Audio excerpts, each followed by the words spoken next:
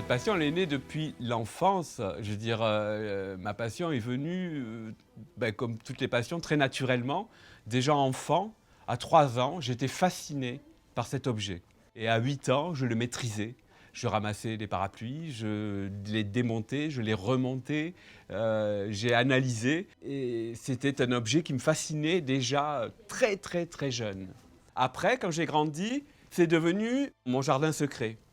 Pourquoi cette fascination pour cet objet? Même moi, je me pose la question. Je veux dire, on est au millimètre.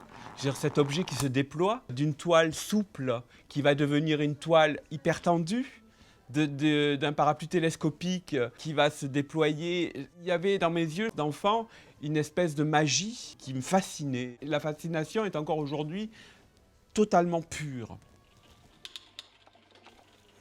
Si on veut faire une bonne restauration, et la machine à découper, ça sert à faire ce genre de choses. Découper les bordures. Pour recréer ce métier, tout simplement, je veux dire, ça a été la passion qu'a fait tout doucement avec le fait que j'étais collectionneur et l'analyse des pièces anciennes. Regarder les tableaux, les peintures anciennes, les photos, les archives iconographiques, les catalogues des grands magasins. Le cinéma m'appelait tout le temps pour faire des parapluies, des ombrelles.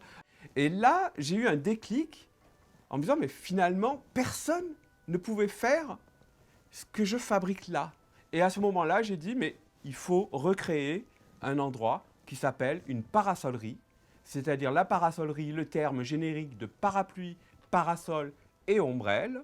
Tout ça, c'est un peu de l'archéologie quelque part.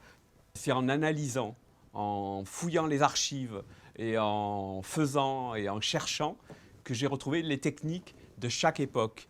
Ça va du XVIIIe siècle jusqu'aux années 1960. Chaque époque a sa technique et son style. C'est ce qu'on appelle aussi l'histoire de l'art. Tu rattrapes un fil de là, tu vois, de celui-là à celui-là, pour qu'il soit bloqué. Et là, Parce que voilà. De toute façon, en cas, tu couds tout jusque-là, tu finis jusque-là et après je te montre. On peut apprendre par soi-même. Aujourd'hui, on met dans la tête des jeunes que forcément, il faut passer par des études pour apprendre. On peut apprendre beaucoup de choses par soi-même. Les études sont juste une ouverture sur quelque chose. Tous les métiers que j'ai pu avoir, que ce soit costumier, corsetier ou artisan et maître d'art en parasolerie, j'ai appris tout seul. J'ai eu aucun maître et c'est moi qui suis devenu le maître pour d'autres élèves à qui j'apprends le métier. Tous les métiers que j'ai appris, j'ai formé des gens. Pour la transmission, j'ai reçu le titre de maître d'art.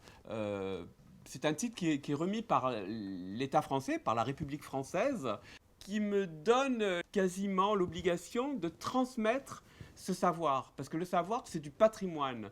Donc aujourd'hui, étant donné que j'ai un savoir particulier, je dois le transmettre à des jeunes de manière à ce que quand moi je n'existerai plus, ce savoir ne se perde pas. Chaque métier est un patrimoine. La parasolerie française a été un des fleurons de la France.